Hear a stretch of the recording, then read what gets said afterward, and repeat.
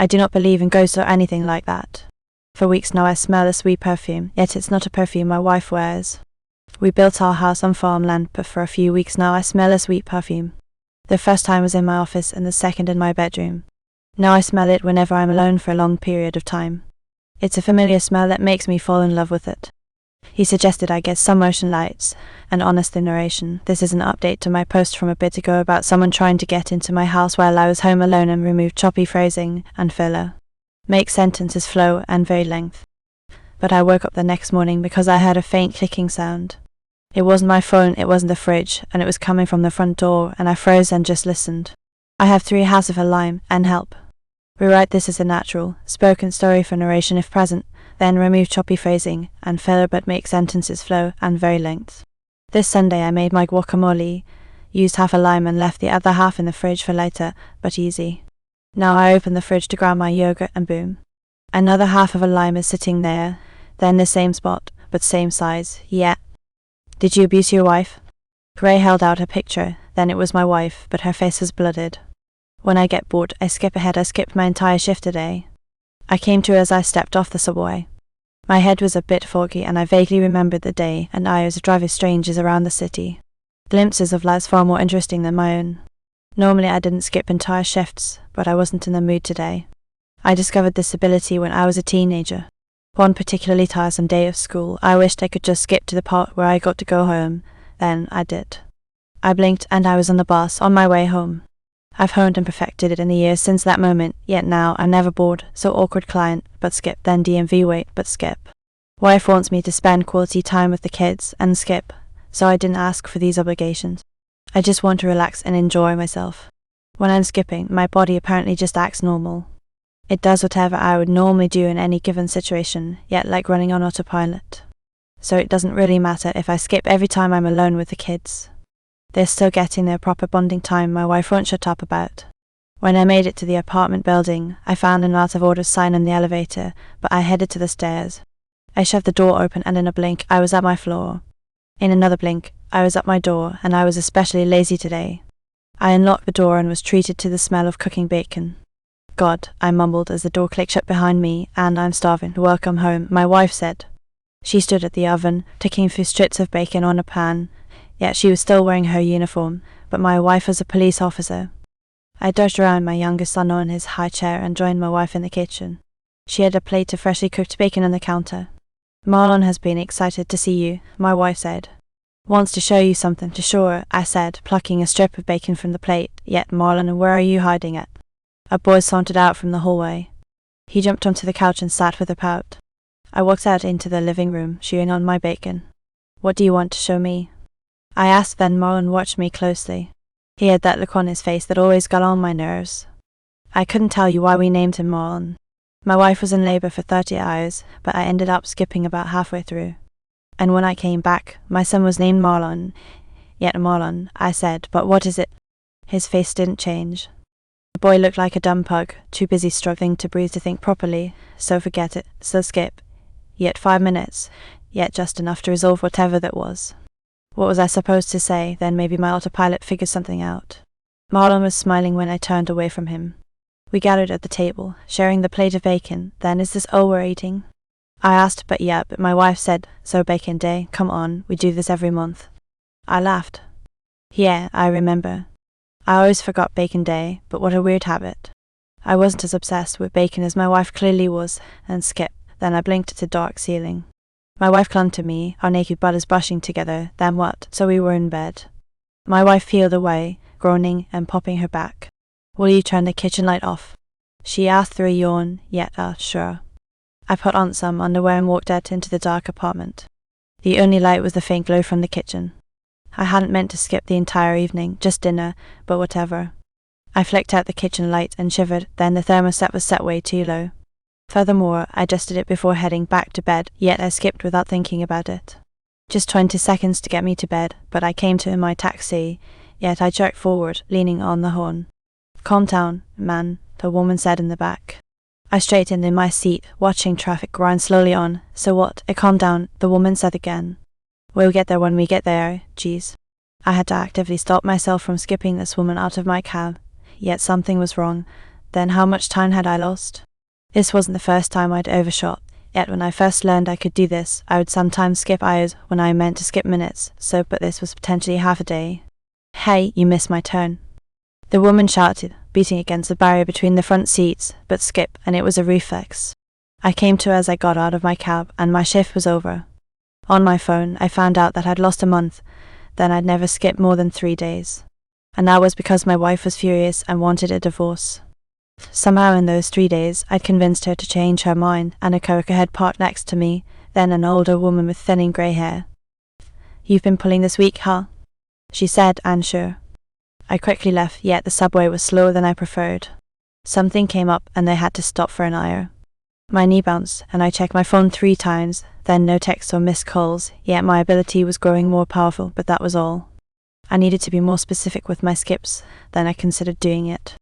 Trying out a couple of minutes to test it, but I hadn't even been home yet. What if something had changed in the month I'd missed? I only had vague memories of that time, then faint laughter, and balloons, and then wasn't Marlon's birthday coming up, but how old was he now, and my knee bounced faster, but everything was fine.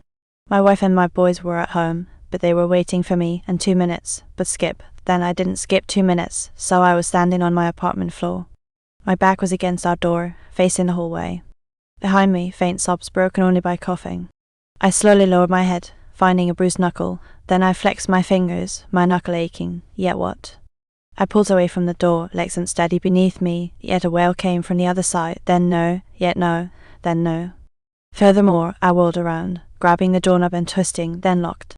A scream tore from the other side, shrill as it ripped through my head, but go away.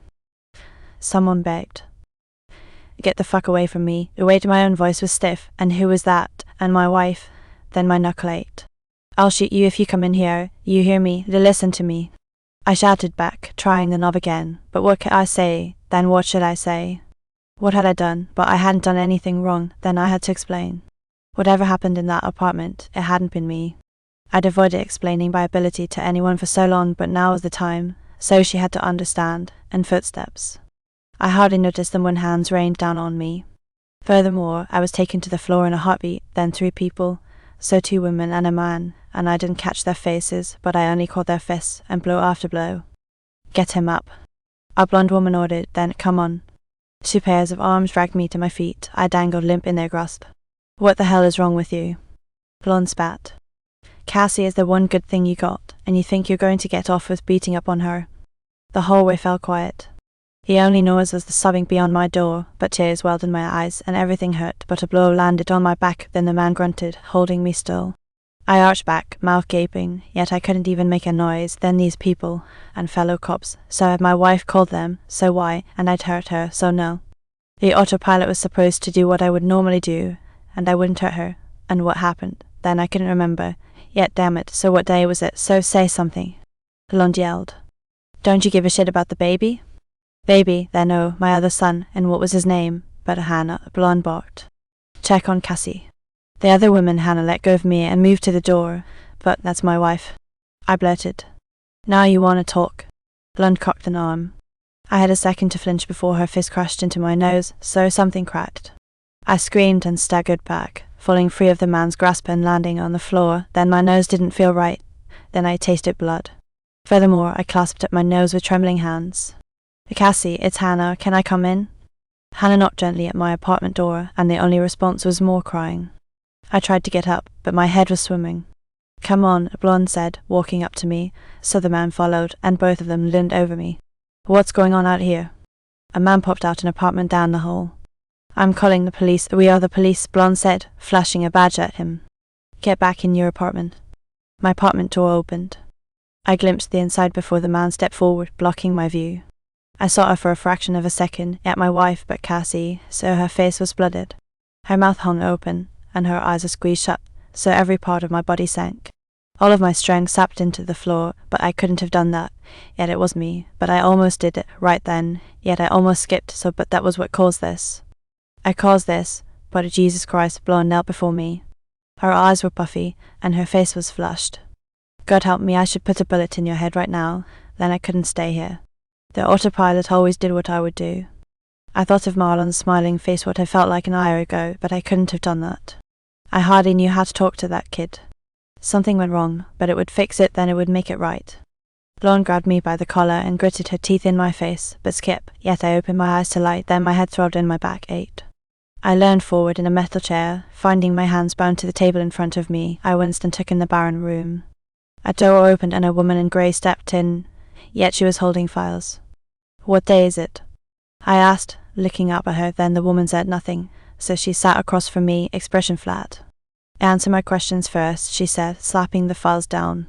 I nodded stiffly, my knees starting to bounce, but I was arrested, so for hurting my wife. Should I try to explain my ability to this woman? Yet it wouldn't matter, but all she'd see was an abusive husband. Then I balled my fists. As I did, I lowered my eyes and found scratches all over my arms, and I stared at them. What lay ahead was not exactly a village, and not the one my parents remembered, but a place caught halfway through becoming something else. The air was heavier, the colours were wrong, the walls were dimmer, as if light itself had refused to stay. The road stretched endlessly, dissolving into the horizon like an old memory trying to fade away. I stumbled out and found my cousin, the one who had come with me, and told him we needed to leave now near. The forest really is just dark, and that's all that it is, yet in that abandoned house. Hollowskin Grove, so why is it called Hollowskin Grove?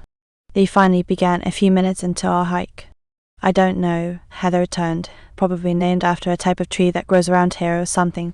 That's a lame answer. What do you mean you don't know? Isn't it your job to research the locations before we check them out? Well, yeah, but the location names aren't always the important part. Just because an area is allegedly haunted doesn't mean it'll be named after the legend. Yeah, it does, and that's like 90% of haunted locations. Boatman's Bridge, Amityville House, Gettysburg Battlefield. Okay, well, Boatman's Bridge is a nickname given to Carlton Bridge. It was named something else before it was haunted. Yeah, same thing with the Queen Mary. The boat isn't actually haunted by the Queen. Dude, look, all I'm saying is that Hollowskin Grove definitely sounds like a location based on a local legend more than the local flora. Heather shrugged. I don't know what to tell you. When I looked into it, all that came up was mentions of it in online forums, and nobody had seemed to actually walk all the way out to the place to confirm what it was. It was all inconsistent accounts from locals about strange noises and figures in the woods. Nothing to link the name to. They hung on, Lee snickered, slowing his pace and placing a hand to his head. You're telling me that we're walking miles out into possibly gabber-infested bayous on the word of inconsistent accounts? Look, Lee, we're already scraping the bottom of the barrel here. We've hit all the big ones that we can afford to drive to, so unless you want to start funding plane tickets out of state, this is the best we get. My friend put his arms up in defeat, then crossed them with a smirk. All right, fine.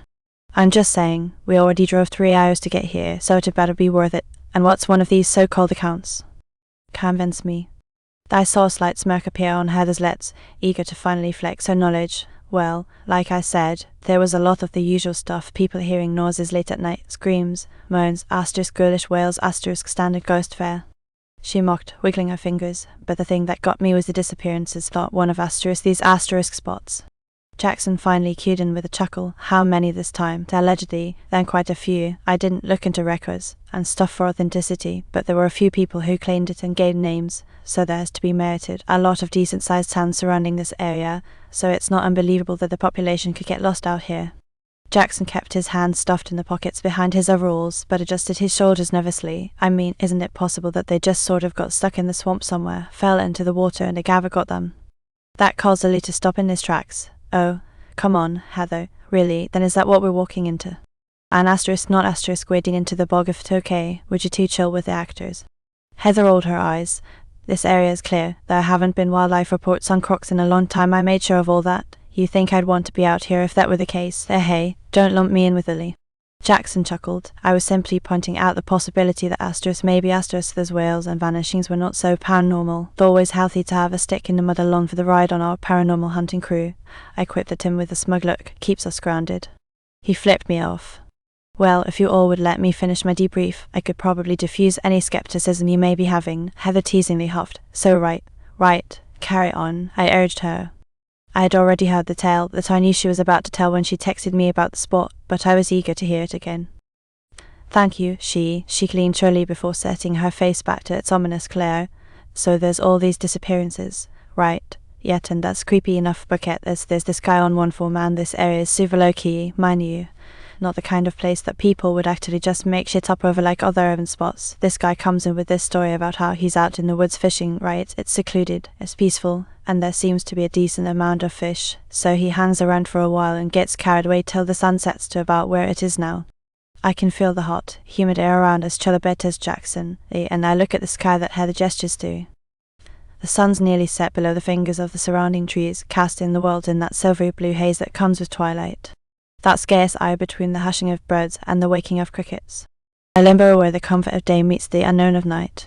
My excitement grew as Heather continued. Now, according to him, he's a rugged redneck type, the kind that doesn't scare easy and certainly doesn't fear the dark, but he says that as the lights start to dim, he starts getting this eerie feeling, so the air starts to smell rancid, and not like the usual swamp stench. He said it was pure rot, yet dead fish and hot old meat, so he's standing there on the shoreline near the water, starting to get a chill up his spine, and he's finally about to leave, but then he hears a slosh across the way. Heather stuck her boot out to a spot where enough water pooled to make it puddle and dragged her foot roughly through it, acquainting our ears with the same sound the man must have heard. He looks up, and there among the trunks of the willows and water oaks that are sticking out of the bayou, he sees this man. Vershitili mutters, a tinge of excitement to his tone.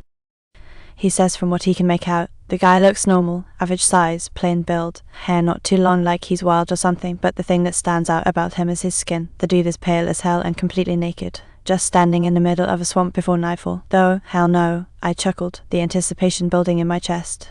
I already knew the payoff, and Heather knew that I did, but she indulged me anyway. But oh, it gets worse. Yeah, because the guy isn't even moving. He's just standing there still as a statue, staring, sopping wet, with his eyes open wide and mouth hanging in a silent scream. What the fuck, Jackson gasped. The guy who posted the story said that he just stands there, not moving, too shocked by what he's looking at, so he says the guy doesn't move either, so at least, not for some time. He just stands there with his arms out like this. Heather demonstrated by lifting her arms slightly from her sides and letting them hover there, then inhumanly, yet uncomfortably. He said that as he stood frozen eyeing the stranger down and waiting for him to make a move, he focused in on his face, and that's when he noticed it. He hadn't seen it before because of the weird lighting and the distance, but the man in the water, his eyes were black like coal, just two dark pools boring deep into him. Heather came to a complete stop in her leading, turning to face us with an expression to mirror the one flickering against the back of our eyes. He said as soon as he noticed it, and the flight finally went off to run, the man out in the swamp crouched down, sinking himself into the water until he disappeared. He said the last thing he saw as he snatched up his rod and ran was bubbles on the surface slowly gargling toward him. We'd all been so invested in her story that we hadn't even realized we'd reached the end of the walking trail, so all of us jumped a bit as Heather backed up without looking, sloshing into the water of the bayou until it rose to her knees. With an innocent smirk, she said, "Well, come on in, the rest of the way we move by pond." Ellie, Jackson, and I all looked at one another, and with varying degrees of confidence checked our waders, then sloshed in after her. And there it was, yet with the finale of Heather's masterful storytelling, I felt it, yet that shiver up my spine, and that anxiety in my gut. That is sweet, sweet adrenaline of fear that only the unknown could bring, and it was the high we all chased. It was the reason we did what we did. A lot of people wouldn't fancy the idea of willingly going somewhere they thought might be haunted, but I lived for it. Ever since I was a kid, I was fascinated by ghost stories and urban legends. Things that people couldn't explain or places that's origins were borderline unknown. There's a special rush with the unexplained that you just don't get anywhere else. A nagging itch that begs you to scratch it as you uncover more and more truths. That's what always drove me into places like this, then dark forests and abandoned houses. Places so mysterious and dripping with potential that an entire county could make up cultures built around them, but it's always a double-edged sword. That mystery is great, yeah, but it only takes you so far. Most of the time, you get there, and after a few hours, the case is closed, so it's all made up. The detached footsteps you were warned of and ghostly groans tend to just be its old wooden joints creaking and popping. The payoff is never as good as the build-up, and though years of running the same routine had yielded minimal results, it never stopped me from pursuing more. Because at the end of the day, the high was worth the hangover. It was fun to explore and freak yourself out with friends for an hour or two because at least the memories that followed outweighed the letdown of the lack of anything real. I think deep down though, even though I often told myself that, I truly did one day hope to find a pot of gold at the end of that rainbow. Something real and tangible to show I wasn't silly for chasing childhood campfire tales. Something truly paranormal to scratch that insatiable itch once and for all, whose mystery I could chase until the end of time. Looking back now, I feel foolish forever wishing for such a thing. Forever thinking that finding such a horror would bring anything good, our hike through the water began slow and careful, moving through the muck so as not to slosh any into our overalls. We'd borrowed the gear from Millie's dad, and aside from wanting to keep dry ourselves, we really didn't want to return it waterlogged. "Shelby, can you pass the GPS?" Heather asked, leaning back. As much as I'd like to pretend I studied the map by heart, we're going to get turned around fast with all the water. What's up with all this anyway? "I thought you said there was a walking path," Ellie asked.